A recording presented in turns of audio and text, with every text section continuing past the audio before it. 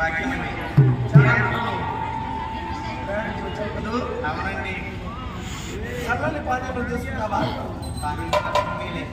ఎన్నడైనా నన్ను ఆస్థానానికి రమ్మని ఆజ్ఞాపిస్తున్నారా? తదుపరి ఎన్నడూ నాకు ఆస్థానాన్ని విశేషము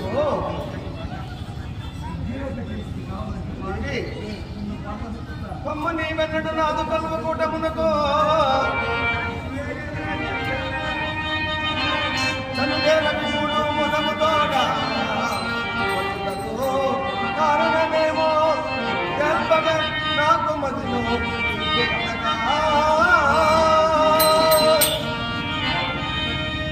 ఎన్నడను నా ఆత్మకు రావు కదూ రానండి.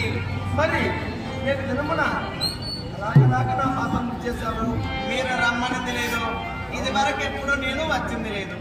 అయినా నేడు జనమున ఎక్కడికైనా బయలుదేరి వెళ్ళేటప్పుడు నాతో సంభాషించి వెళ్ళేవారు కదా మీరు.